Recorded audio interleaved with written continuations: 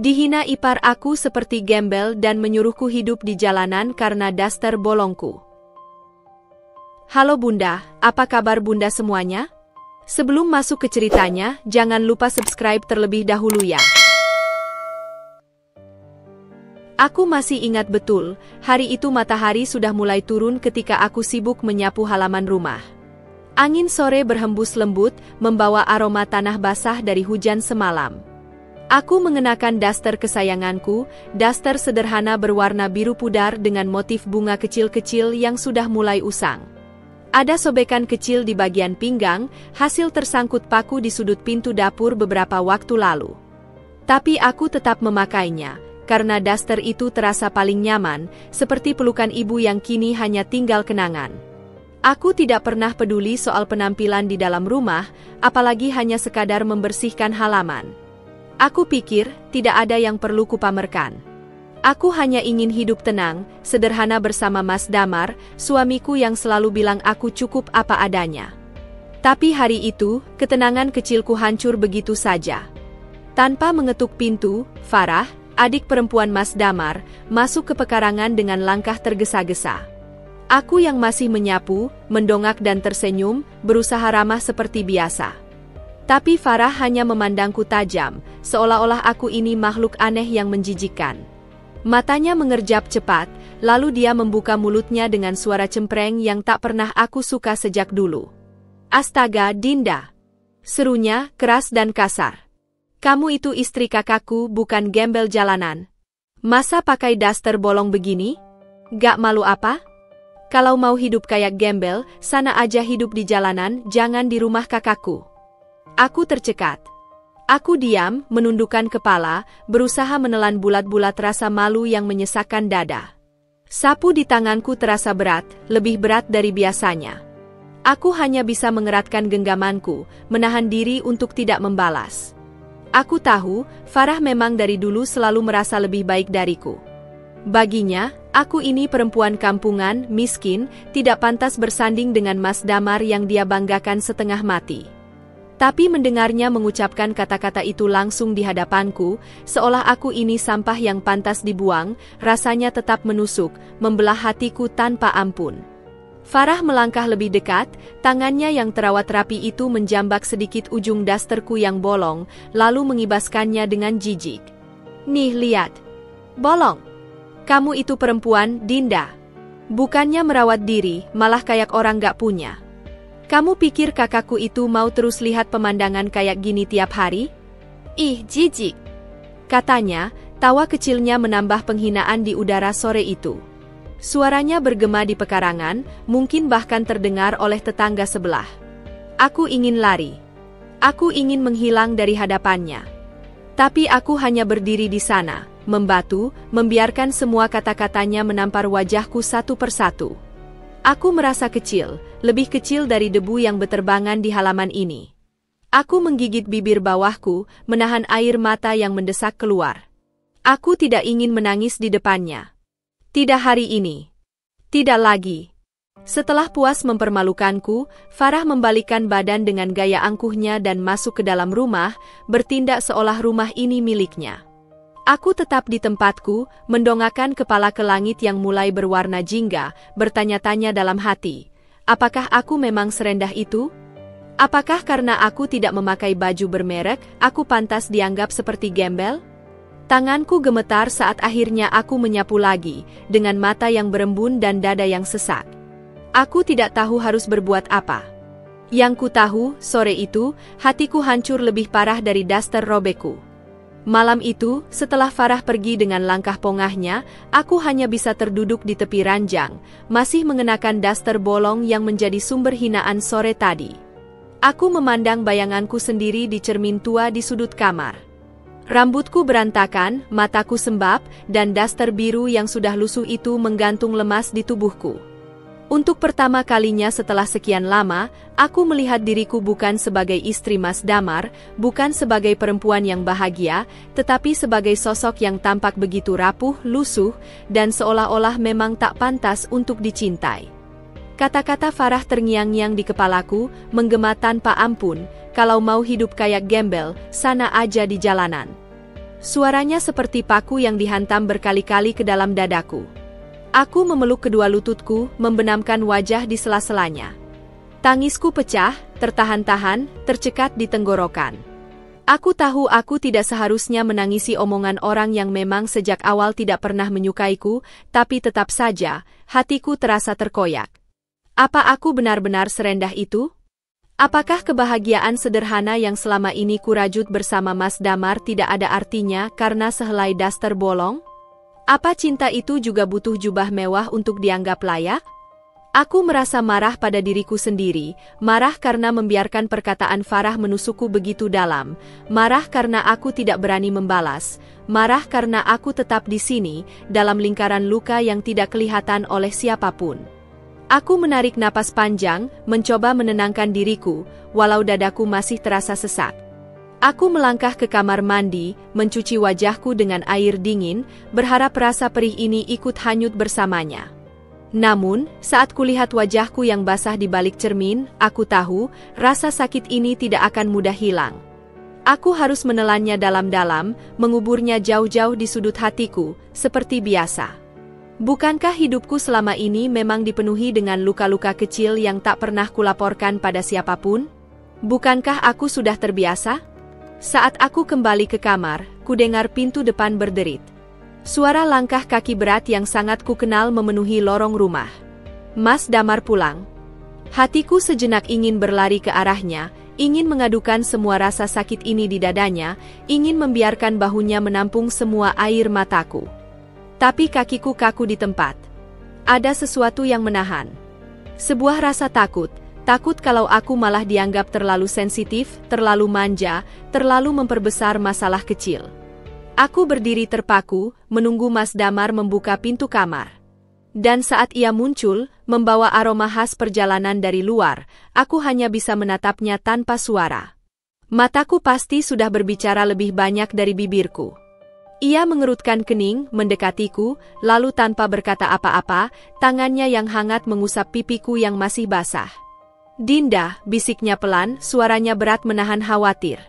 Kamu kenapa? Aku menunduk, meremas jemari sendiri, berusaha menahan isak yang hampir meledak lagi. Dalam hatiku, aku bertarung, antara ingin jujur atau berpura-pura kuat. Tapi saat Mas Damar menarikku ke dalam pelukannya, saat aroma tubuhnya yang akrab memenuhi rongga napasku, aku menyerah. Tangisku pecah di dadanya, deras, seakan semua luka sore itu menemukan jalannya keluar. Dalam pelukannya, aku merasa sedikit lebih hidup, sedikit lebih bernyawa. Tapi rasa sakit itu belum benar-benar pergi. Ia masih berdiam, menyelinap di sela-sela detak jantungku, menunggu waktu untuk kembali menusukku tanpa ampun. Di dalam pelukan Mas Damar, aku tahu, malam ini aku tidak sendirian. Tapi jauh di dalam hatiku, aku juga tahu, aku tidak bisa terus bergantung pada pelukan ini. Aku harus berdiri sendiri, aku harus belajar melindungi diriku sendiri, karena dunia ini terlalu kejam untuk perempuan yang hanya tahu diam. Pelukan Mas Damar malam itu seperti tameng pertama yang membentengi diriku dari dunia yang kejam. Dalam dekapan hangatnya, aku merasakan sejenak betapa rapuhnya aku sebenarnya. Aku, yang selalu berusaha terlihat kuat, ternyata tak lebih dari seorang perempuan yang sangat membutuhkan tempat berlindung. Tubuhku bergetar hebat di dadanya, napasku tersengal-sengal, dan aku tahu Mas Damar pun bisa merasakan betapa berat beban yang kupikul dalam diam. Jemarinya mengelus rambutku perlahan, penuh kesabaran yang membuat pertahananku runtuh. Sudah-sudah sayang. Aku di sini, bisiknya lembut, menenangkan gejolak di hatiku yang terasa seperti badai. Saat tangisku mulai mereda, Mas Damar melepaskan pelukannya sedikit, menatap mataku dengan sorot yang tak biasa. Ada kemarahan yang kutangkap di sana, terselubung di balik tatapan sayangnya. Ia mengangkat daguku, memaksaku menatap langsung ke matanya, dan dengan suara yang serak menahan emosi, ia bertanya, "Siapa yang menyakitimu, Dinda?" Aku menahan napas. Ada ketakutan dalam hatiku, takut kalau aku memberitahunya, hubungan keluarga ini akan makin runyam. Tapi lebih besar dari rasa takut itu adalah luka yang belum sempat sembuh. Aku tahu aku harus bicara, setidaknya sekali ini saja, demi harga diriku sendiri. Pelan-pelan, sambil menahan isak yang masih sesekali menyelinap, aku menceritakan semua yang terjadi sore tadi. Tentang bagaimana Farah menghina penampilanku, merendahkan harga diriku, dan bahkan menyuruhku hidup di jalanan. Setiap kata yang keluar dari bibirku terasa berat, seperti mengorek luka yang masih berdarah. Aku tidak berusaha mempermanis cerita, aku tidak mengurangi satupun detail dari kebiadaban sikap Farah. Aku ingin Mas Damar tahu, ingin ia mengerti seberapa dalam luka yang ditorehkan adiknya ke dalam hatiku. Begitu aku selesai bercerita, Mas Damar mengepalkan kedua tangannya erat-erat, rahangnya mengeras. Ia berdiri dan mulai berjalan mondar-mandir di dalam kamar, gerakan tubuhnya gelisah, marah, namun berusaha keras menahan diri. Melihatnya seperti itu, aku tahu ia tengah berperang dengan dirinya sendiri. Antara memilih membela istrinya atau menjaga hubungan darah dengan adiknya. Tapi saat ia berhenti tepat di depanku, menatapku dalam-dalam, aku tahu pilihannya sudah bulat. Dinda, katanya tegas, suaranya berat menahan emosi, aku minta maaf. Aku benar-benar minta maaf. Seharusnya aku bisa menjaga kamu dari semua ini. Aku janji, aku tidak akan diam saja. Aku menggeleng cepat, takut Mas Damar bertindak gegabah. Aku tidak mau hubungan keluarga mereka hancur hanya karena aku. Tapi Mas Damar kembali berlutut di depanku, memegang kedua tanganku erat. Dengar aku sayang, ujarnya, nadanya sedikit bergetar. Kamu adalah istriku. Kamu rumahku. Kamu bagian dari hidupku yang paling berharga. Tidak ada satu orang pun, bahkan Farah sekalipun, yang berhak menghina kamu seperti itu. Aku tidak akan membiarkan kamu merasa sendirian lagi. Aku akan bicara dengan Farah. Aku akan tegaskan batasan antara kita. Aku terisak lagi. Kali ini bukan karena sedih, tapi karena kelegaan yang perlahan menghangatkan hatiku yang beku. Selama ini aku terlalu sering merasa sendirian, berjuang sendiri menghadapi cemoohan Farah. Tapi malam itu, lewat kata-kata sederhana Mas Damar, aku tahu aku tidak lagi sendirian. Aku punya seseorang yang berdiri di sisiku, membelaku, menghargai keberadaanku bukan karena penampilan, tapi karena aku adalah aku. Seperti pelangi yang muncul setelah hujan panjang, hatiku perlahan-lahan menemukan warna-warnanya kembali. Kami berpelukan lama malam itu. Dalam keheningan kamar yang hanya diisi suara detak jam dan desiran napas kami, aku tahu badai ini belum berakhir. Aku tahu besok akan ada lebih banyak luka, lebih banyak pertarungan. Tapi aku juga tahu satu hal, aku tidak akan melaluinya sendirian lagi. Dan untuk itu, aku bersyukur, lebih dari apapun di dunia ini. Keesokan harinya, aku mencoba menjalani hari seperti biasa, seolah kejadian kemarin hanyalah mimpi buruk yang bisa kulupakan begitu saja.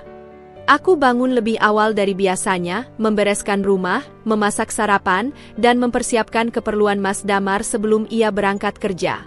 Semua kulakukan dengan gerakan otomatis, tanpa banyak berpikir, seakan tubuhku bergerak sendiri sementara pikiranku melayang entah kemana.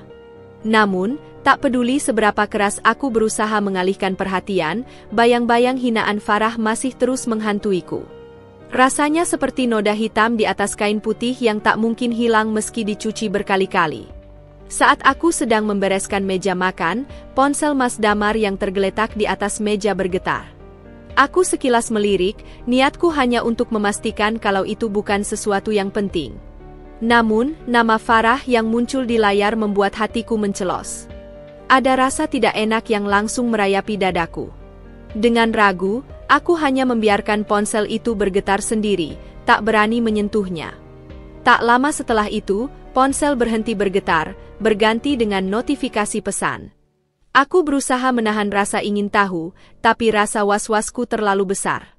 Aku mendekat, hanya ingin memastikan, hanya ingin tahu, dan tanpa sengaja aku membaca sepenggal pesan yang muncul di layar. Kak, kamu yakin mau pertahankan Dinda? Dia itu aib, memalukan buat keluarga kita. Aku membekap mulutku sendiri agar tidak berteriak. Dunia serasa berhenti berputar sesaat. Jantungku berdentam kencang, telingaku berdenging, dan mataku panas menahan air mata yang nyaris tumpah. Farah, dia benar-benar tidak berhenti. Setelah menghina aku secara langsung, kini ia mencoba merusak pandangan Mas Damar tentangku dari belakang. Aku merasa seperti diinjak-injak, dihancurkan sampai keserpihan paling kecil. Betapa teganya Farah memperlakukan aku seperti ini, seolah-olah aku ini benar-benar makhluk rendah yang tak pantas berada di dunia mereka. Saat Mas Damar keluar dari kamar mandi, aku buru-buru menjauh dari ponsel itu, berpura-pura sibuk mengelap meja. Aku tahu, tidak seharusnya aku membaca pesan orang lain, apalagi suamiku sendiri. Tapi apa yang harus kulakukan sekarang? Apakah aku harus menceritakan apa yang kulihat? Atau tetap diam, menahan luka ini sendirian, seperti biasa? Pertanyaan-pertanyaan itu berputar-putar di kepalaku, membuatku pusing dan mual. Mas Damar mendekat, mengenakan kemeja kerja, lalu meraih ponselnya. Sekilas kulihat ia membaca pesan dari Farah, dan untuk pertama kalinya, aku melihat ekspresi geram yang sangat jelas di wajahnya. Ia mengetik balasan cepat, wajahnya tegang.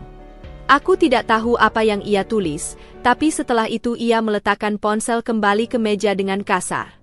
Ia mendekatiku, menatapku dalam-dalam, seolah mencari sesuatu di balik mataku. Aku tahu semuanya, Din, katanya, suaranya berat. Aku tahu Farah sudah kelewatan. Dan aku janji, aku nggak akan biarkan kamu sendirian menghadapi semua ini. Aku menatapnya, ingin percaya, ingin menggenggam kata-katanya erat-erat, tapi bagian kecil di dalam diriku masih dipenuhi ketakutan. Bagaimana kalau Farah tidak berhenti? Bagaimana kalau ia membuat masalah lebih besar lagi? Aku menunduk, menyembunyikan mataku yang berkaca-kaca. Aku ingin percaya pada Mas Damar, sungguh.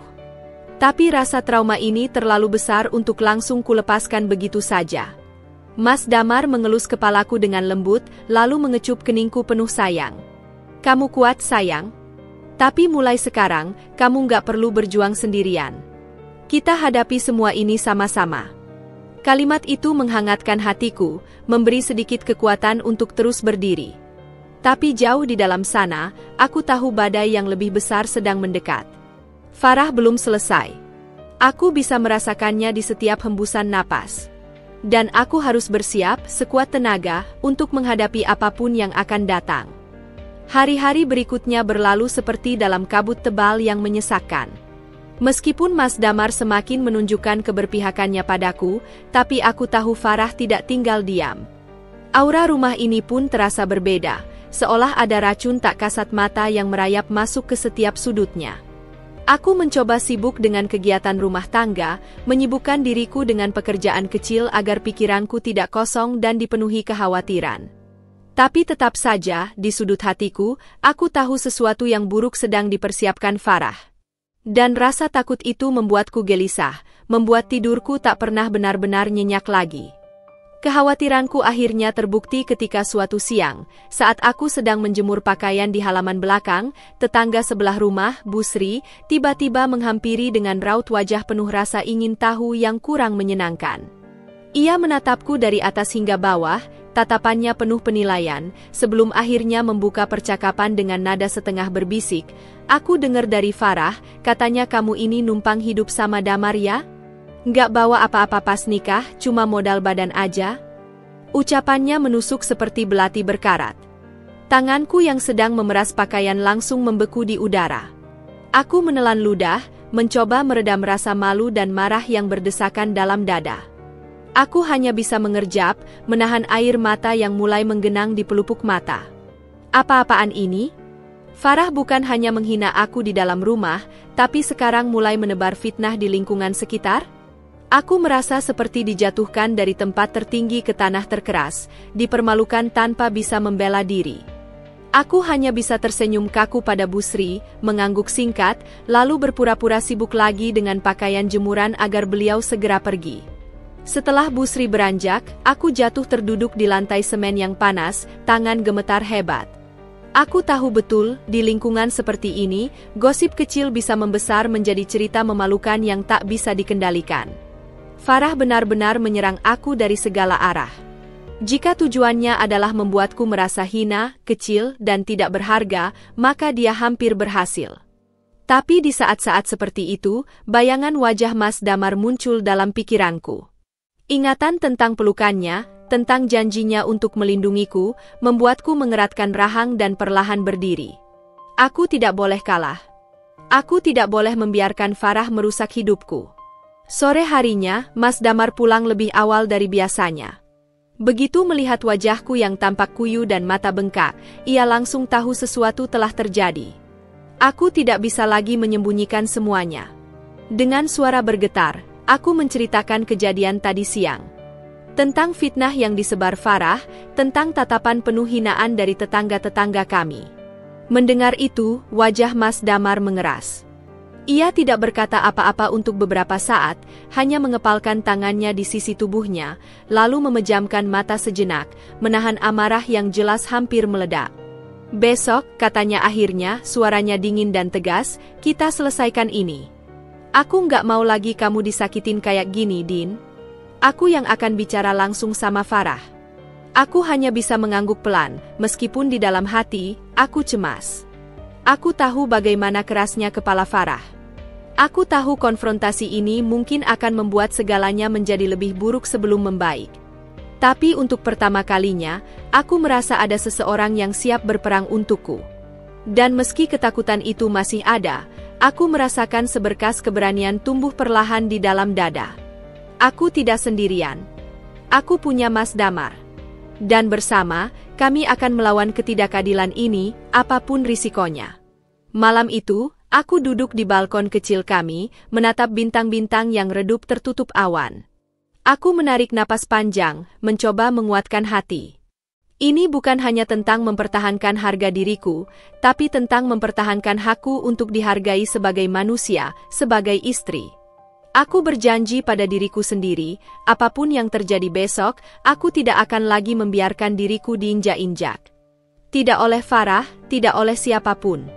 Pagi itu, suasana rumah terasa jauh lebih mencekam dari biasanya. Aku sudah bangun sejak fajar, tapi bukan untuk menyiapkan sarapan atau membereskan rumah seperti biasa. Aku hanya duduk diam di sudut ruang tamu, memeluk lututku, membiarkan waktu berjalan lambat sementara pikiranku penuh dengan skenario buruk yang mungkin terjadi. Mas Damar juga terlihat gelisah. Ia mondar-mandir tanpa henti, kadang menghela napas berat, kadang memandangi ponselnya, seolah menunggu keberanian itu terkumpul sepenuhnya. Aku tahu, apa yang akan terjadi hari ini bisa mengubah segalanya. Hubungan kami dengan Farah, dengan keluarga, bahkan dengan lingkungan kami sendiri. Sekitar pukul 10 pagi, Farah akhirnya datang. Ia melangkah masuk dengan santai, tanpa rasa bersalah sedikit pun terpancar dari wajahnya.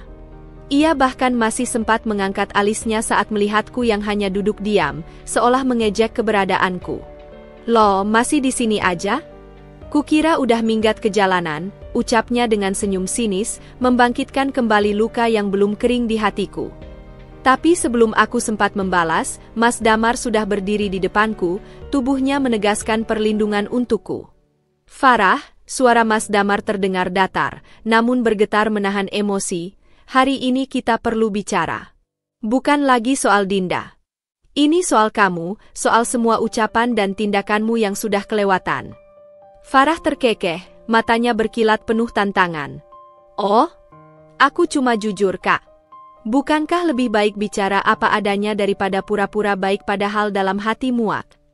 Katanya santai, lalu menjatuhkan dirinya ke sofa seolah ini hanya lelucon kecil baginya. Aku mengepalkan tangan erat-erat di pangkuanku, menahan diri agar tidak menangis atau meledak di depannya. Aku ingin menunjukkan padanya, aku lebih kuat dari apa yang ia kira. Mas Damar mengambil napas panjang sebelum akhirnya meledakkan semua yang selama ini ia tahan.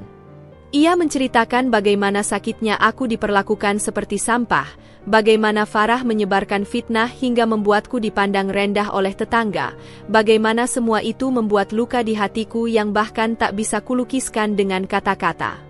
Setiap kalimat yang keluar dari mulut Mas Damar bagaikan tamparan keras bagi Farah, tapi perempuan itu tetap memasang wajah tak peduli. Bahkan sesekali ia menyeringai kecil, seolah menikmati penderitaanku. "Aku sudah cukup sabar, Farah," lanjut Mas Damar, nadanya kini penuh kemarahan yang tertahan. "Mulai hari ini, aku tidak mau lagi kamu ikut campur dalam urusan rumah tanggaku. Kamu bukan siapa-siapa yang berhak menghakimi istriku. Kalau kamu tetap seperti ini, jangan salahkan aku kalau aku benar-benar menjauhkan kamu dari hidupku." Ancaman itu sepertinya baru benar-benar menyentuh kesombongan Farah. Senyum di wajahnya perlahan memudar, digantikan dengan ekspresi tak percaya. Ia bangkit dari sofa dengan gerakan cepat, mendekat ke arah Mas Damar, menunjuk-nunjuk dada kakaknya dengan penuh emosi. Kakak lebih pilih perempuan kampungan ini daripada adik kandung sendiri? Kakak buta ya? Dia ini cuma beban, Kak. Aku menahan napas, menanti jawaban Mas Damar, berharap ada keajaiban kecil yang bisa menyembuhkan sedikit rasa sakitku. Dan jawaban itu datang, tegas dan tanpa ragu. Lebih baik aku kehilangan adik yang toksik daripada kehilangan istri yang tulus mencintaiku, kata Mas Damar lantang, suaranya menggema di seluruh ruangan. Aku memejamkan mata, air mataku akhirnya jatuh, tapi kali ini bukan karena sedih, melainkan karena merasa dicintai, dihargai, diperjuangkan. Farah menatap kami bergantian, matanya berair, tapi bukan karena menyesal. Ia marah. Ia kalah. Dan ia benci mengakui kekalahan itu. Tanpa berkata apa-apa lagi, ia berbalik dan meninggalkan rumah kami dengan langkah kasar, membanting pintu hingga menggema keras di seluruh dinding. Untuk pertama kalinya sejak sekian lama, rumah kami terasa damai. Aku dan Mas Damar hanya saling menatap dalam keheningan, saling memahami luka yang sama, saling berjanji dalam diam bahwa kami tidak akan membiarkan siapapun menghancurkan kebahagiaan kami lagi. Tapi jauh di dalam hatiku, aku tahu ini belum akhir. Farah mungkin telah mundur hari ini, tapi orang sepertinya tidak akan menyerah semudah itu. Aku harus bersiap, lebih kuat dari sebelumnya. Karena hidup memang tidak pernah semudah mengucapkan kata-kata perpisahan. Beberapa hari berlalu sejak konfrontasi itu, dan untuk pertama kalinya dalam waktu yang cukup lama, aku merasa bisa bernapas lega. Suasana rumah jauh lebih tenang tanpa kehadiran Farah yang selalu membawa badai dalam tiap ucapannya. Aku dan Mas Damar perlahan-lahan memperbaiki retakan yang sempat tercipta, membangun kembali pondasi cinta kami yang sempat diguncang fitnah dan hinaan. Meskipun luka di hatiku belum sepenuhnya sembuh, tapi aku merasa lebih kuat. Ada rasa lega yang tidak bisa dijelaskan, rasa lega karena akhirnya aku bisa berdiri tegak tanpa harus terus-menerus membungkuk di bawah tekanan orang lain. Namun ketenangan itu hanya bertahan sejenak. Berita tentang Farah mulai beredar pelan-pelan, merembes di antara celah-celah obrolan para tetangga. Aku awalnya enggan peduli, memilih untuk menjaga jarak dari segala urusan yang melibatkan Farah. Tapi dunia kecil ini terlalu sempit untuk menahan arus kabar buruk.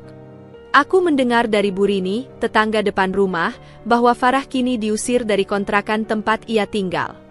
Rupanya, selama ini Farah tidak pernah benar-benar membayar sewa tepat waktu. Sikapnya yang arogan dan suka merendahkan orang membuat pemilik kontrakan muak, hingga akhirnya mengambil langkah tegas untuk mengusirnya tanpa ampun. Aku mendengarkan cerita itu dalam diam, tanpa komentar apa-apa. Di dalam hatiku, ada gejolak rasa iba yang samar, tapi jauh lebih kuat adalah perasaan lega yang aneh. Ini bukan berarti aku senang melihat orang lain jatuh. Tapi melihat keadilan akhirnya berjalan, melihat seseorang yang dulu merasa dirinya paling tinggi kini harus menelan kepahitan hidup, memberikan kepuasan kecil yang tak bisa kumunafikan. Mungkin inilah cara semesta menunjukkan bahwa setiap perlakuan buruk pasti ada balasannya. Sore itu, aku melihat Farah dari balik jendela ruang tamu. Ia berdiri di seberang jalan, membawa 2 koper besar dan sebuah tas ransel kusam. Wajahnya yang biasanya penuh kesombongan kini tampak lusuh, matanya sembab, rambutnya acak-acakan seperti tidak terurus. Ia berdiri di sana cukup lama, menatap rumah kami dengan pandangan penuh kemarahan dan keputusasaan. Aku tahu, ia berharap Mas Damar keluar dan menjemputnya, memberinya tempat berlindung seperti dulu. Tapi Mas Damar tetap di ruang kerjanya, sibuk dengan pekerjaannya, tanpa sedikit pun menunjukkan niat untuk keluar. Aku menarik tirai perlahan, tak ingin bertemu pandang dengannya. Hatiku berperang hebat, bagian kecil dari diriku ingin membuka pintu, membiarkannya masuk, memberikan secangkir teh hangat dan tempat berteduh. Tapi bagian lain dari diriku, bagian yang masih terluka dan ingat betul betapa kejam ucapannya dulu, memintaku untuk tetap bertahan, untuk tidak membiarkan diriku kembali diinjak-injak. Aku memilih mendengarkan bagian kedua itu. Aku memilih melindungi diriku sendiri kali ini. Setelah hampir 1 jam berdiri di luar, Farah akhirnya pergi dengan langkah berat. Entah kemana, aku tidak tahu. Tapi pemandangan itu, punggungnya yang membungkuk di bawah beban koper-koper besar, menjadi pengingat bahwa kesombongan memang selalu berakhir menyakitkan. Semesta tidak tidur. Semesta hanya menunggu saat yang tepat untuk menunjukkan keadilannya. Malam itu, saat aku dan Mas Damar duduk di teras menikmati teh hangat, aku memberanikan diri bertanya, "Mas, apa nggak kasihan sama Farah?" Suaraku kecil, ragu-ragu, tapi aku ingin tahu isi hati suamiku. Mas Damar menghela napas panjang, menatap langit malam yang bertabur bintang.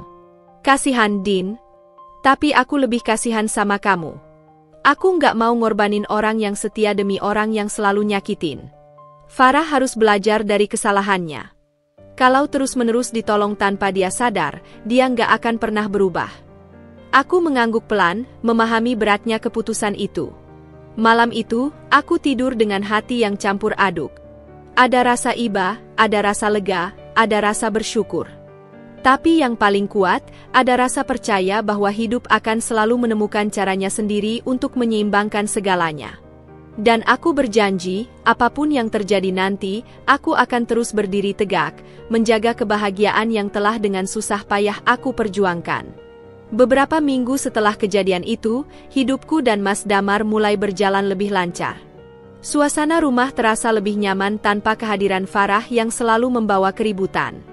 Kami menikmati kebersamaan kami yang dulu sempat terhalang oleh semua drama dan intrik yang tak ada habisnya.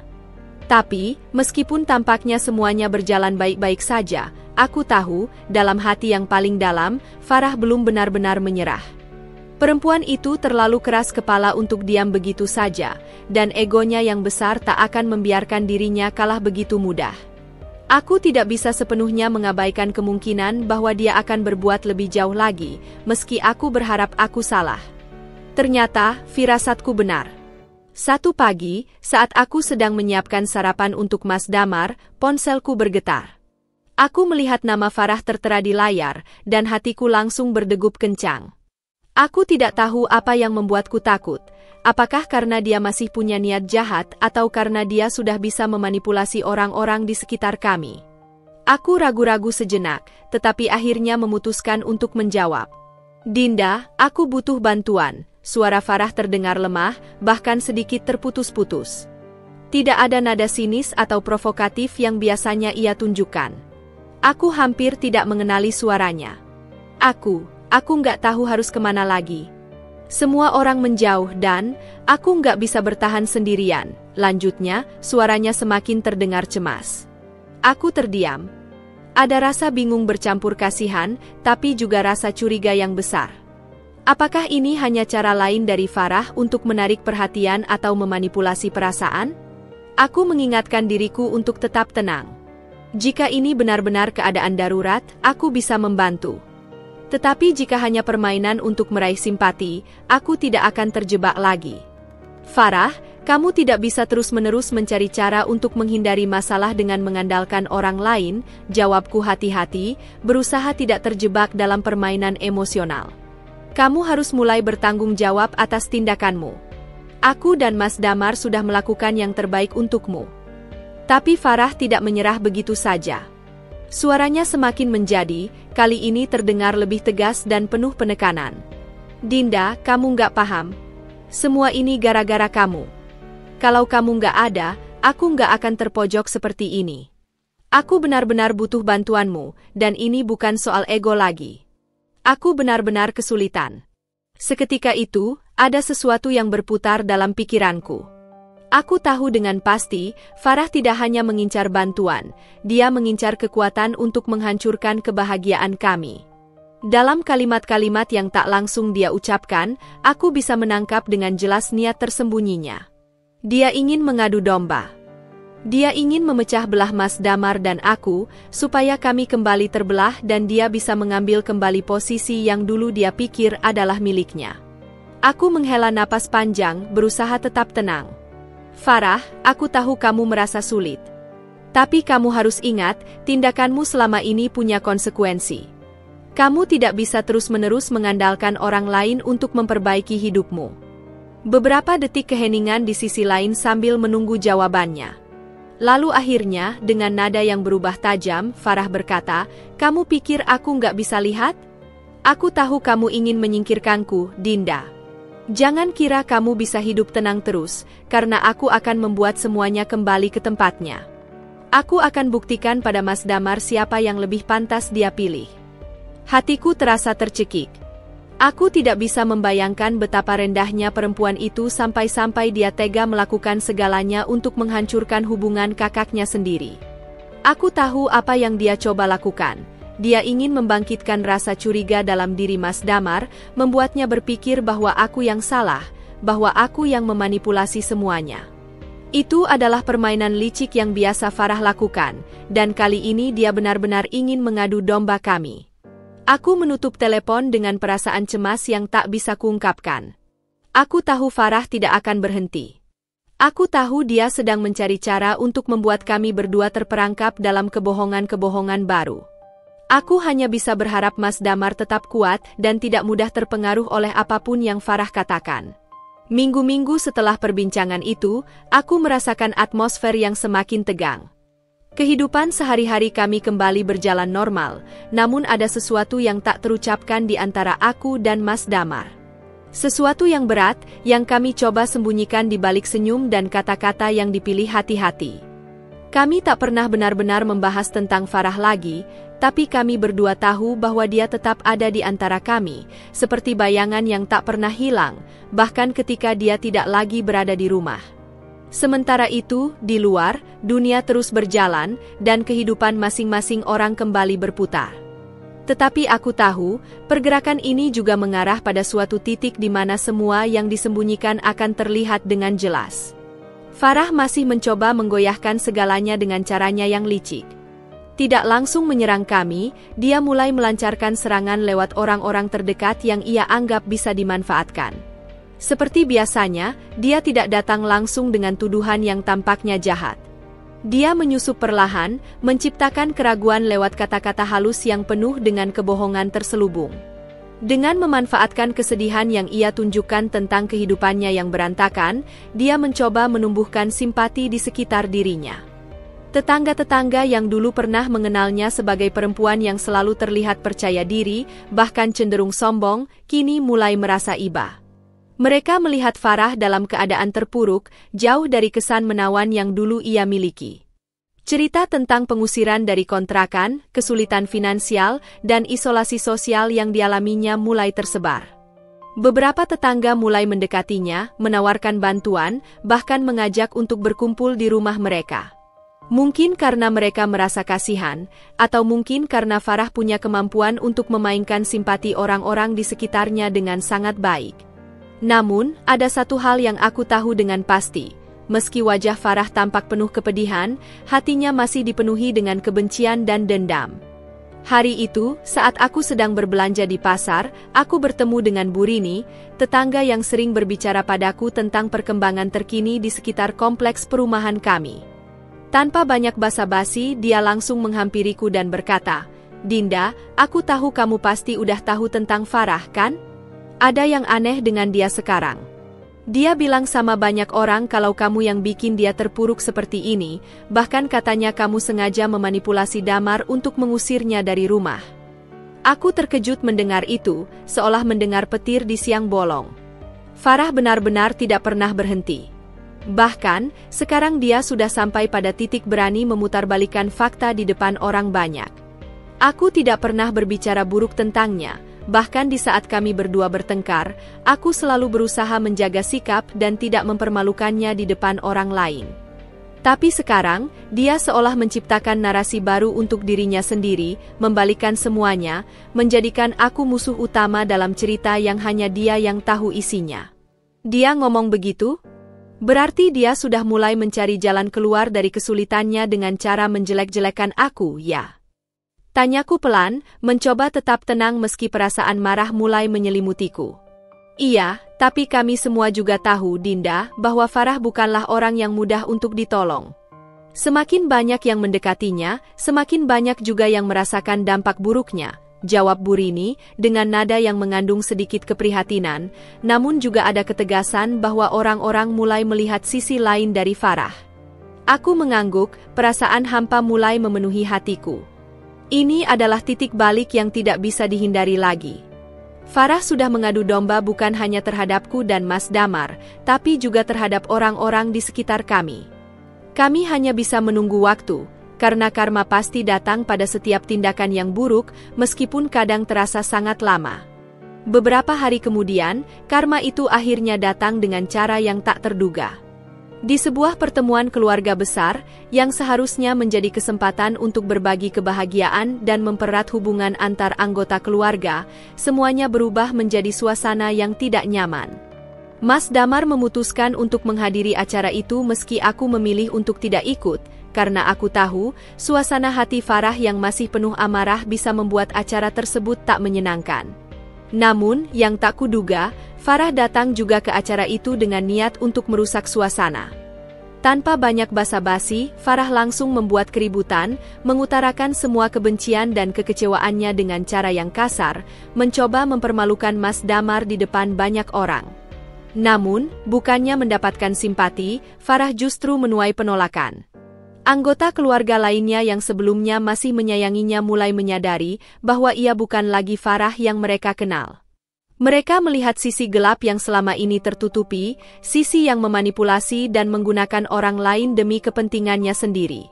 Melihat Farah yang semakin terpojok, tanpa bisa lagi menutupi kebohongannya, akhirnya ada yang angkat bicara.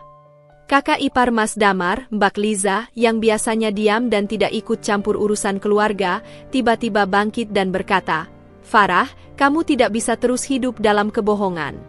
Kami semua tahu siapa kamu sebenarnya. Kami semua tahu kamu sudah memfitnah Dinda dan menyebarkan keburukan tentang keluargamu sendiri. Kami sudah cukup muak melihat perbuatanmu. Jika kamu terus begini, kamu akan kehilangan semua orang." Aku yang mendengar cerita ini dari Mas Damar, merasa lega sekaligus terkejut.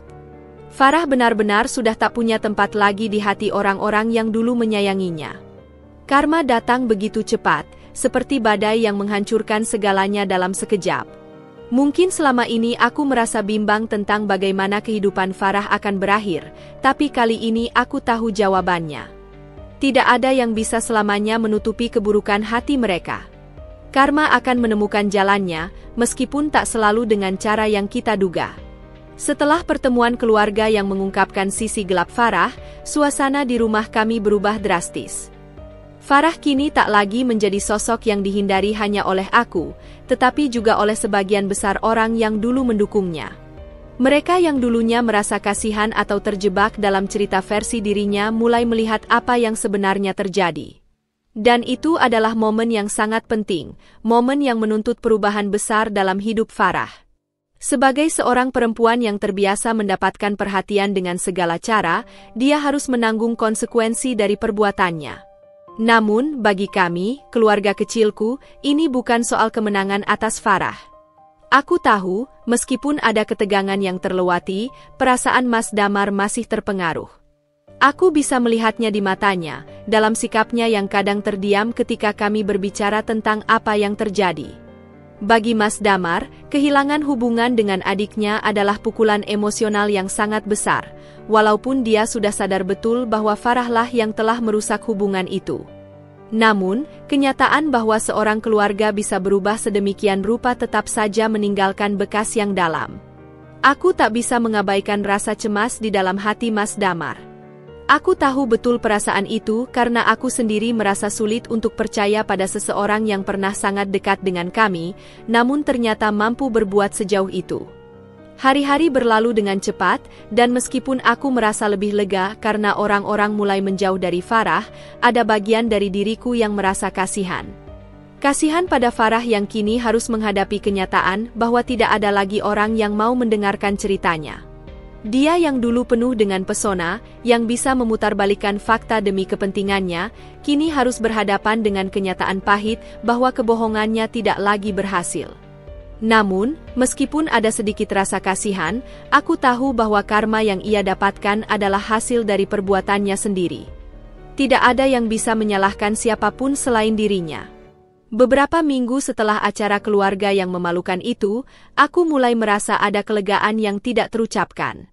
Farah tidak lagi berusaha mendekati kami, bahkan dia jarang terlihat keluar rumah. Seolah, kehidupan dunia luar sudah mulai menanggalkan peranannya dalam kehidupan Farah.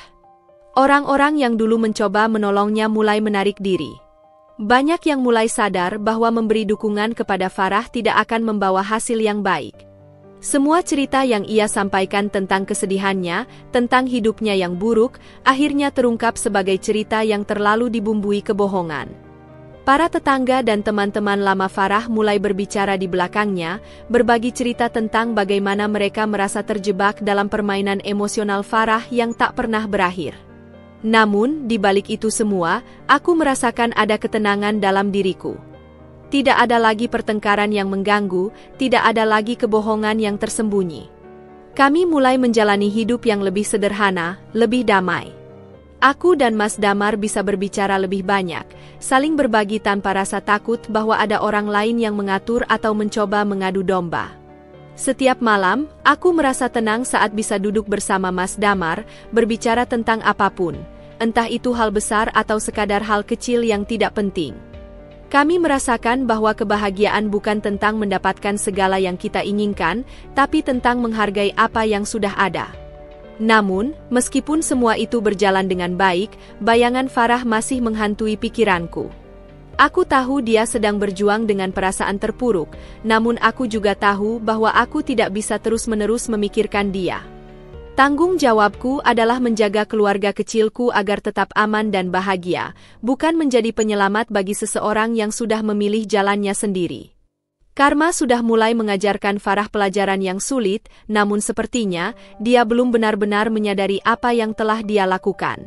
Suatu sore, saat aku sedang duduk di beranda rumah menikmati secangkir teh hangat, teleponku berdering. Mas Damar yang menelepon, suaranya terdengar serius, bahkan cemas. "Din, kamu ada waktu sebentar? Aku perlu bicara soal Farah." Suaranya terdengar lebih berat dari biasanya, dan aku langsung tahu bahwa ada sesuatu yang serius terjadi. "Tentu, Mas. Apa yang terjadi?" Jawabku, merasa sedikit khawatir. "Farah, dia datang ke rumah tadi pagi. Aku nggak tahu harus bilang apa. Dia meminta maaf, Din. Dia benar-benar minta maaf dengan air mata di matanya. Tapi aku bingung, Din. Apakah kita harus menerima permintaannya?" Mas Damar terdengar bingung, dan aku bisa merasakan betapa besar dilema yang sedang ia rasakan. "Mas, aku tahu kamu masih punya rasa kasihan padanya. Tapi kita harus ingat semua yang telah dia lakukan.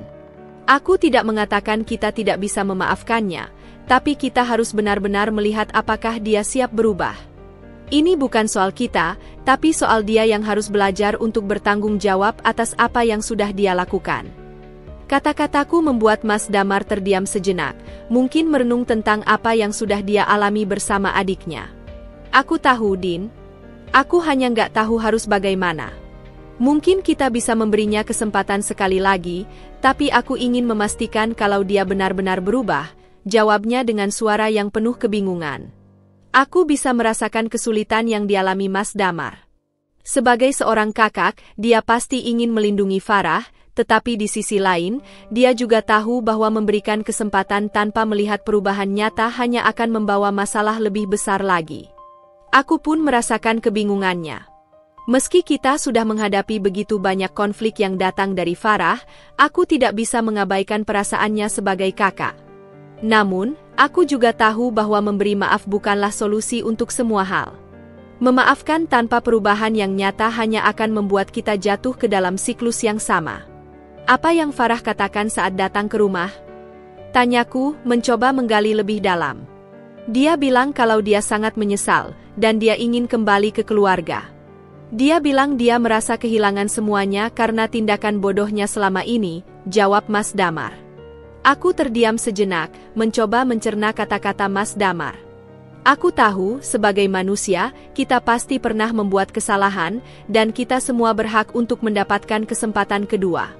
Namun, untuk memberikan kesempatan itu, kita harus melihat adanya perubahan, bukan hanya kata-kata semata.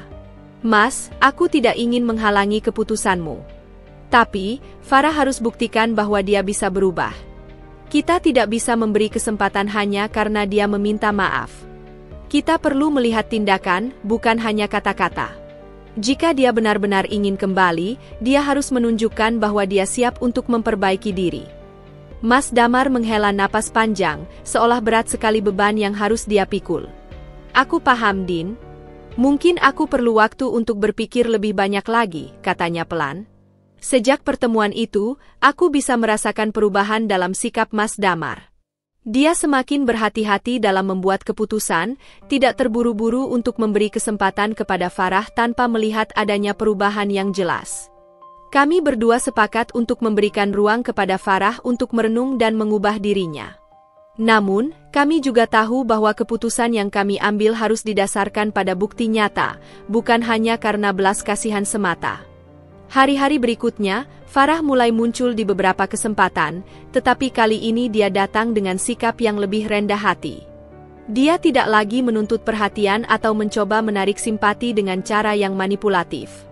Dia berusaha menunjukkan bahwa dia benar-benar ingin berubah, meskipun aku tahu perubahan itu tidak akan terjadi dalam semalam.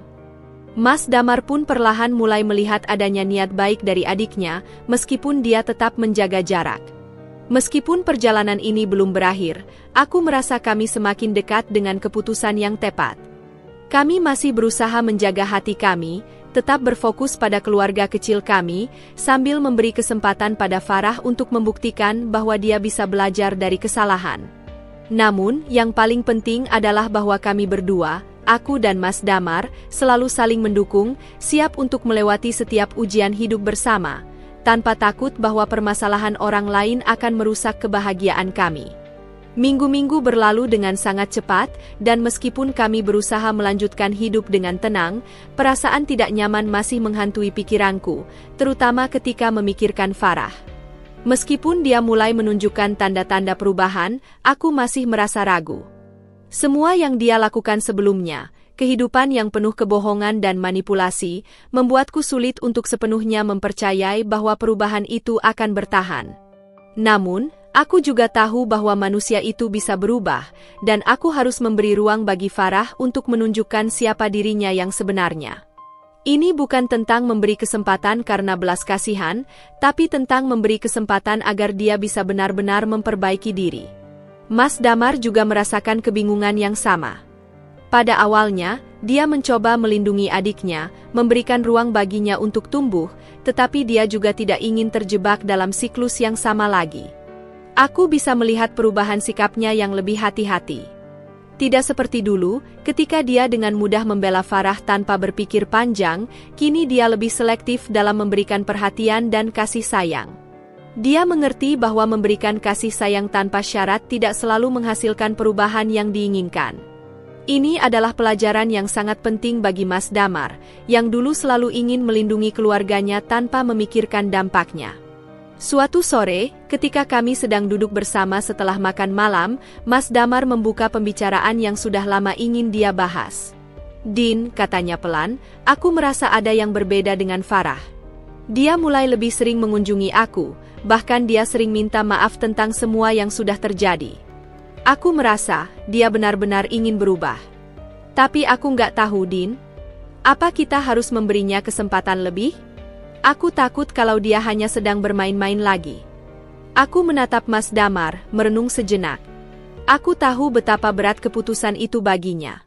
Sebagai seorang kakak, dia pasti ingin melihat Farah berubah, tapi di sisi lain, dia juga takut jika itu hanya kebohongan lagi. "Mas," jawabku dengan lembut, "aku tahu kamu ingin memberi kesempatan, tapi kita harus melihat tindakan, bukan hanya kata-kata. Farah harus membuktikan bahwa dia bisa berubah, bukan dengan janji-janji, tapi dengan perbuatan. Kita sudah cukup banyak dikecewakan oleh janji kosongnya." Mas Damar menghela napas panjang, menundukkan kepala sejenak. "Aku paham, Din. Aku juga nggak ingin terjebak lagi dalam kebohongan. Tapi kadang aku merasa dia butuh kita. Sepertinya dia benar-benar merasa kehilangan semuanya, dan aku nggak tahu apakah dia benar-benar bisa berubah tanpa dukungan." Aku bisa merasakan perasaan yang sedang bergelora di dalam hati Mas Damar. Dia adalah seorang kakak yang sangat melindungi adiknya, tetapi dia juga tahu betul bahwa memberikan dukungan yang salah bisa berakhir dengan lebih banyak penderitaan. Mas, kita harus ingat bahwa kita nggak bisa selalu menjadi penyelamat bagi orang lain, apalagi ketika orang itu belum siap untuk berubah. Tapi, jika Farah benar-benar ingin memperbaiki diri, dia harus melakukannya dengan caranya sendiri. Kita bisa memberikan dukungan, tapi bukan berarti kita harus membiarkan dia terus memanfaatkan kita. Kami berdiam sejenak, masing-masing merenungkan kata-kata yang baru saja diucapkan. Mas Damar akhirnya mengangguk perlahan. Kamu benar, Din. Mungkin kita harus lebih berhati-hati. Aku ingin memberikan Farah kesempatan, tapi dia harus membuktikan kalau dia benar-benar siap untuk berubah. Keputusan itu bukan keputusan yang mudah bagi kami.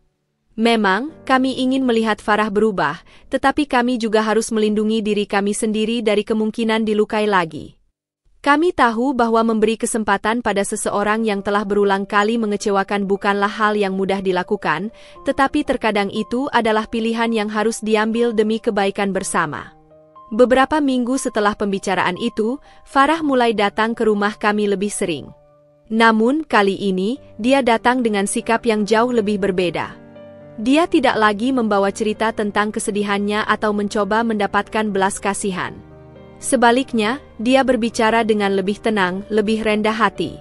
Setiap kali datang, dia selalu membawa sesuatu, entah sekotak kue atau bunga sebagai tanda permintaan maafnya. Aku bisa melihat bahwa dia berusaha untuk menunjukkan perubahan, meskipun aku tahu bahwa perubahan itu tidak datang begitu saja. Pada awalnya, aku merasa sangat canggung dengan kehadiran Farah di rumah kami. Ada rasa was-was yang masih menghinggapi diriku, mengingat semua yang pernah terjadi. Namun, aku mencoba untuk tetap terbuka dan memberikan ruang bagi Farah untuk menunjukkan niat baiknya. Aku tidak bisa menutup pintu sepenuhnya hanya karena rasa takut, tetapi aku juga tidak ingin terlalu cepat percaya tanpa ada bukti yang jelas. Hari demi hari, Farah mulai menunjukkan sisi lain dari dirinya. Dia mulai lebih terbuka dan lebih jujur. Meskipun aku masih meragukan keikhlasannya, aku bisa merasakan adanya usaha. Bahkan Mas Damar pun mulai melihat bahwa perubahan itu bukan sekadar basa-basi.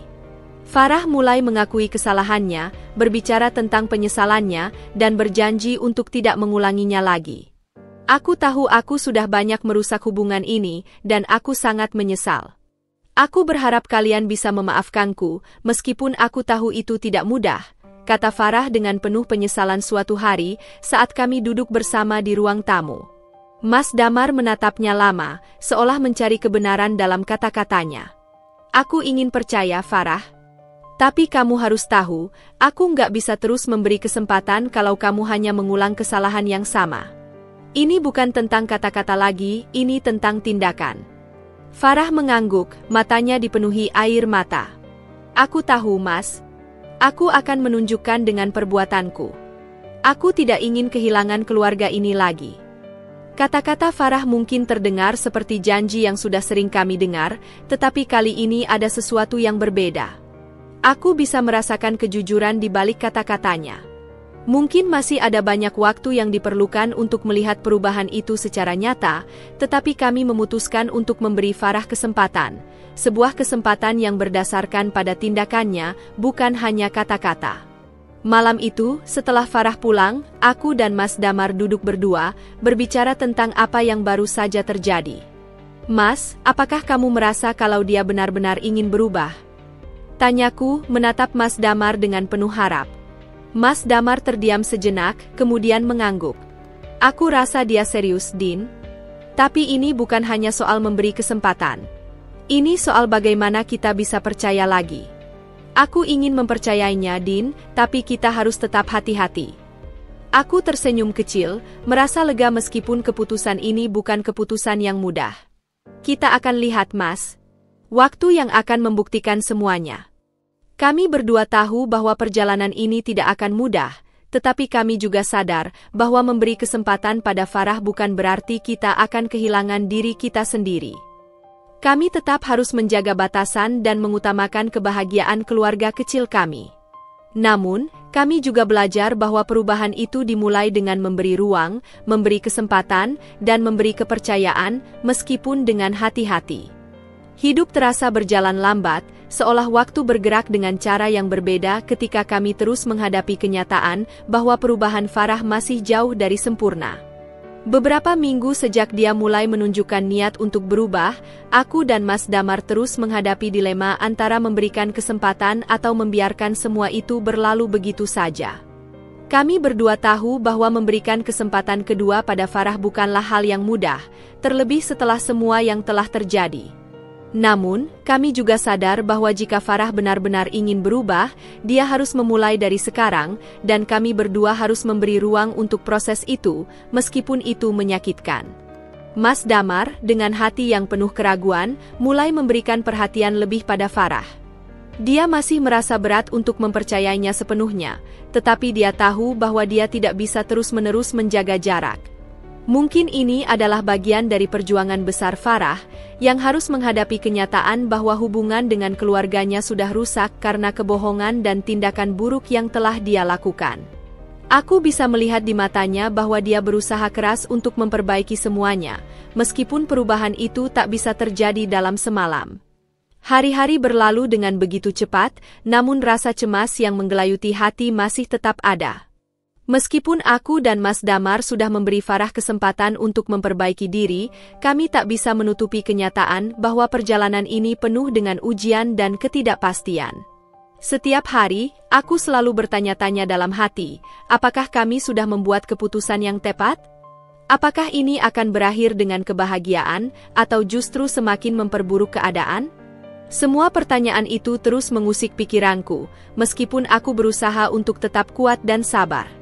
Pada suatu malam, saat kami sedang duduk berdua setelah makan malam, Mas Damar mengungkapkan apa yang sudah lama dia pendam. "Din," katanya dengan suara berat, "aku merasa ada sesuatu yang masih mengganjal di hati aku. Meskipun Farah mulai berubah, aku tetap merasa seperti ada yang hilang.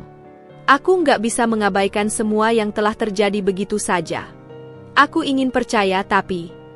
Aku menatapnya dengan penuh perhatian. "Tapi kamu ragu ya?" tanyaku lembut, berusaha memahami perasaannya. Mas Damar mengangguk pelan. "Iya. Aku ingin percaya padanya, aku ingin melihat dia berubah. Tapi ada kalanya aku merasa, dia hanya sedang mencoba memperbaiki citranya di depan kita. Seperti dia melakukan ini karena merasa terpaksa, bukan karena niat tulus dari dalam dirinya. Aku nggak bisa terus-menerus hidup dalam kebingungan seperti ini." Aku tahu betul perasaan Mas Damar. Dia adalah kakak yang sangat melindungi adiknya, dan dia sangat berharap Farah bisa berubah. Tetapi juga, dia tak ingin merasa dikhianati lagi. Ini adalah ujian besar bagi kami berdua, untuk memilih antara memberikan Farah kesempatan lebih banyak atau melindungi diri dari kemungkinan rasa sakit yang lebih dalam lagi. "Aku paham Mas," jawabku perlahan. "Ini memang gak mudah. Kita harus memberi Farah waktu, dan kita juga harus melihat apakah dia bisa terus menunjukkan perubahan yang nyata. Aku tahu kamu ingin membantu, tapi jangan sampai kamu lupa bahwa kita juga harus menjaga diri kita sendiri. Kalau nanti Farah kembali seperti dulu, kita nggak bisa terus-menerus memberi kesempatan tanpa ada perubahan nyata." Mas Damar menundukkan kepalanya, seolah mencoba menyerap setiap kata yang aku ucapkan. "Aku tahu, Din. Aku nggak ingin kamu merasa tertekan dengan keadaan ini. Aku cuma nggak ingin menjadi penyebab masalah lagi kalau nanti ternyata Farah nggak benar-benar berubah." Aku meraih tangan Mas Damar, menggenggamnya dengan lembut. "Mas, kita harus berjalan bersama, menghadapi ini bersama. Kita nggak bisa terus hidup dengan ketakutan atau kebimbangan. Aku percaya kalau kita saling mendukung, kita bisa melewati ini. Tapi kita harus siap dengan segala kemungkinan." Hari demi hari berlalu, dan meskipun Farah mulai menunjukkan usaha yang nyata, aku merasa ketegangan di hatiku masih ada. Aku mencoba untuk tidak terlalu terburu-buru menilai, tetapi pada saat yang sama, aku juga harus menjaga jarak agar tidak terluka lagi. Aku ingin melihat apakah dia benar-benar berubah, atau hanya mencoba menutupi kesalahan-kesalahannya dengan usaha yang sementara. Kami memutuskan untuk memberi dia waktu lebih banyak, tetapi dengan batasan yang jelas. Tidak ada lagi ruang untuk kesalahan, karena kami sudah cukup terluka di masa lalu. Hari-hari yang penuh ketegangan mulai menggerogoti ketenangan yang sempat aku rasakan. Perubahan yang diharapkan belum sepenuhnya terwujud, dan meskipun aku ingin melihat Farah benar-benar berubah, aku mulai merasa lelah dengan segala kebimbangan yang terus datang. Mas Damar dan aku semakin sering berbicara tentang masa depan, tentang bagaimana kami ingin menjaga keluarga kecil kami agar tetap kuat, meskipun ada banyak ketegangan dan ujian yang datang dari luar. Kami berdua sudah cukup lama saling mendukung, namun aku tahu kami juga harus siap dengan segala kemungkinan buruk yang bisa terjadi. Mas Damar semakin merasakan dilema yang besar. Pada satu sisi, dia sangat ingin memberikan Farah kesempatan untuk memperbaiki dirinya. Di sisi lain, dia juga tidak ingin terlalu berharap jika perubahan itu hanya sementara. Setiap kali kami berbicara tentang Farah, aku bisa melihat raut wajah Mas Damar yang penuh dengan keraguan. Bukan karena dia tidak ingin percaya pada adiknya, tetapi karena dia tahu betapa sulitnya menjaga hati tetap terbuka ketika perasaan terluka begitu dalam. Suatu pagi, Farah datang lagi ke rumah. Aku bisa melihat perubahan kecil dalam dirinya. Dia lebih berhati-hati dalam berbicara, tidak lagi mengeluh atau membuat drama. Namun, meskipun perubahan itu terlihat jelas, aku masih merasa ada sesuatu yang mengganjal di hati. Aku tidak bisa begitu saja menghapus semua ingatan tentang masa lalu, tentang betapa sulitnya hidup dengan perasaan terluka dan dikhianati. Mas Damar dan aku duduk bersama di ruang tamu, sementara Farah duduk di depan kami, menatap dengan serius, seperti menunggu respon dari kami. "Ada apa, Farah?" tanya Mas Damar, mencoba membuka percakapan dengan nada yang lebih lembut dari biasanya. Farah mengangguk pelan. "Kak Din, aku tahu mungkin kalian masih ragu denganku, aku memang banyak salah sama kalian selama ini. Tapi aku berjanji, usahaku untuk berubah nggak akan sia-sia.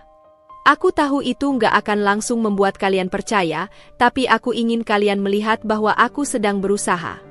Suaranya terdengar tulus, meskipun ada sedikit ketegangan yang masih terlihat di wajahnya. Aku terdiam sejenak, mencoba mencerna kata-katanya. Ada sesuatu yang berbeda dalam cara dia berbicara kali ini. Mungkin dia benar-benar berusaha, tetapi aku juga tidak bisa begitu saja menghapus keraguan yang ada dalam diriku. "Farah," aku mulai dengan hati-hati, "aku ingin kamu tahu bahwa kami mendukungmu. Tapi ingat, perubahan itu bukan hanya soal kata-kata. Kami butuh bukti nyata, bukan hanya janjimu. Kami ingin melihat apakah kamu benar-benar bisa menjadi pribadi yang lebih baik, bukan hanya untuk kami, tapi juga untuk dirimu sendiri." Farah terdiam, matanya tampak berkaca-kaca. Aku bisa merasakan bahwa dia benar-benar ingin membuat kami percaya padanya, tetapi aku juga tahu bahwa perjalanan untuk membuktikan perubahan itu tidak akan mudah. "Aku paham, Din. Aku nggak bisa meminta kalian untuk langsung percaya, tapi aku ingin kalian melihat usaha yang sedang aku lakukan. Aku nggak akan menyerah begitu saja." Mas Damar menatap Farah dengan pandangan yang sulit diartikan. Aku bisa merasakan betapa beratnya perasaan yang ada dalam dirinya. Dia ingin percaya, tetapi di saat yang sama, dia juga merasa takut akan terluka lagi. Kami semua berada dalam titik yang sama, mencoba untuk mempercayai perubahan, namun tidak bisa sepenuhnya melupakan rasa sakit yang telah kami alami. Farah terus berjuang, dan meskipun ada hari-hari ketika dia kembali menunjukkan sikap yang kurang matang, aku bisa melihat bahwa dia mulai belajar untuk lebih bertanggung jawab atas hidupnya. Suatu hari, dia datang ke rumah dengan membawa beberapa berkas pekerjaan yang dia kerjakan sendiri. "Din, Kak, aku baru saja keterima kerja di sebuah perusahaan, aku nggak nyangka banget. Aku ingin kalian tahu bahwa aku benar-benar berusaha menjadi lebih baik," ujarnya dengan semangat, meskipun ada sedikit kelelahan di wajahnya. Aku terkejut melihatnya membawa berita tersebut. Biasanya, dia hanya datang untuk meminta perhatian, tetapi kali ini, dia membawa bukti nyata tentang perubahan yang dia coba lakukan. "Bagus, Farah," jawabku, mencoba untuk memberikan apresiasi. "Aku senang melihat kamu berusaha. Teruskan ya." Mas Damar menatap Farah dengan ekspresi yang lebih lembut. "Aku bangga dengan usaha kamu, Farah. Tapi ingat, perubahan itu nggak bisa berhenti di sini. Kamu harus terus berusaha dan membuktikan bahwa kamu bisa lebih baik. Farah mengangguk, matanya berbinar. Aku nggak akan berhenti, Mas. Aku janji. Namun, meskipun ada perubahan yang terjadi, aku merasa ketegangan itu masih ada. Setiap kali Farah datang, ada bagian dari diriku yang merasa cemas. Aku tidak bisa sepenuhnya menghapus rasa takut akan kekecewaan yang mungkin datang. Aku dan Mas Damar tahu bahwa perjalanan ini belum selesai, dan mungkin kami akan menghadapi lebih banyak ujian di masa depan. Malam itu, setelah Farah pulang, aku dan Mas Damar kembali duduk berdua. Kami berdua tahu bahwa jalan yang kami pilih penuh dengan ketidakpastian, tetapi kami juga sadar bahwa hidup ini tidak selalu menawarkan jalan yang mudah. Kami harus terus berjalan bersama, memberikan dukungan satu sama lain, dan berharap bahwa perubahan yang kami harapkan akan terwujud. Tetapi, di saat yang sama, kami juga harus siap dengan kenyataan bahwa tidak semua perubahan datang dengan cepat, dan tidak semua usaha berakhir dengan kesuksesan. Yang terpenting adalah kami harus selalu menjaga hati, tetap waspada, dan tidak pernah berhenti berjuang untuk kebahagiaan kami sendiri. Hari berikutnya, Farah datang ke rumah seperti biasa, namun kali ini ada sesuatu yang berbeda. Dia datang lebih cepat dari biasanya, tanpa pemberitahuan, dengan wajah yang tampak cemas. "Kak Din," katanya dengan suara yang agak terbata-bata, "ada yang harus aku bicarakan dengan kalian." Aku dan Mas Damar saling berpandangan. Tentu saja, kami sudah cukup sering mendengar kata-kata seperti itu, tapi kali ini ada sesuatu yang berbeda di mata Farah. Aku bisa merasakan ada ketegangan yang lebih dalam dari biasanya, dan meskipun aku ingin tetap tenang, aku tidak bisa mengabaikan firasat buruk yang mulai merayapi diriku. "Ada apa, Farah?" tanya Mas Damar dengan nada yang lebih lembut, mencoba mengurangi ketegangan yang mulai terasa. Farah duduk di kursi dengan gelisah. "Aku tahu kalian sudah memberikan aku banyak kesempatan. Tapi aku merasa, aku nggak bisa terus-terusan seperti ini. Aku harus pergi. Aku harus hidup sendiri ketika aku bekerja karena jaraknya yang jauh dari rumah, dan aku nggak bisa terus bergantung pada kalian jika aku masih tinggal di sekitar kalian. Aku harus belajar mandiri, meskipun itu berarti aku harus jauh dari kalian." Mendengar kata-kata Farah, hatiku terasa berat. Aku tahu bahwa dia sedang berada di titik yang sangat sulit dalam hidupnya, tetapi aku juga merasa bahwa ini adalah momen yang sangat menentukan. Momen di mana kami harus memutuskan apakah akan terus memberi dia kesempatan untuk berkembang atau apakah kami harus melepaskannya, memberi dia ruang untuk menemukan jalannya sendiri tanpa terus mengandalkan kami. Mas Damar terdiam sejenak, seolah mencerna apa yang baru saja dikatakan Farah. Aku bisa melihat keraguan yang masih ada di matanya. "Farah," katanya dengan suara berat, "aku tahu kamu sedang berusaha, tapi aku juga tahu ini bukan hal yang mudah untuk kamu. Kamu harus benar-benar yakin dengan keputusanmu. Kami di sini untuk mendukungmu, tapi kalau kamu merasa ini adalah jalan yang terbaik, kami nggak bisa memaksakan diri untuk terus mendampingimu." Aku tahu bahwa Mas Damar sudah mencapai titik di mana dia tidak bisa lagi menjadi penyelamat untuk adiknya. Dia harus melepaskan, agar Farah bisa belajar berdiri dengan kakinya sendiri. "Farah, jika kamu merasa ini adalah yang terbaik, kami akan mendukungmu," aku menambahkan, berusaha memberikan kata-kata yang bijak meskipun hatiku juga merasa berat. "Tapi ingat, kami selalu ada untukmu. Kamu nggak harus melakukannya sendirian." Farah menunduk, seolah menahan air mata. Aku tahu bahwa keputusan ini tidak mudah baginya. Tetapi aku juga tahu bahwa ini adalah keputusan yang tepat untuk kami berdua, untuk Mas Damar dan aku, dan juga untuk Farah. Kami sudah memberikan terlalu banyak ruang bagi Farah untuk berubah, dan meskipun masih ada sedikit harapan di hatiku, aku tahu bahwa kami tidak bisa terus membiarkan ketegangan ini menguasai hidup kami. Beberapa hari setelah pertemuan itu, Farah mulai menunjukkan tanda-tanda bahwa dia benar-benar siap untuk melangkah keluar dari hidup kami, untuk mencari jalannya sendiri. Dia mengemas barang-barangnya dengan tenang, meskipun aku bisa melihat ada ketegangan di wajahnya. "Aku akan pergi, Din. Aku tahu ini keputusan yang sulit, tapi aku harus mencoba. Aku nggak bisa terus menggantungkan diri pada kalian. Aku harus berubah secara mandiri, dan ini adalah langkah pertama." Mas Damar dan aku saling berpandangan. Kami berdua tahu bahwa ini adalah akhir dari perjalanan panjang yang penuh dengan kebimbangan, dan sekarang kami harus melepaskan.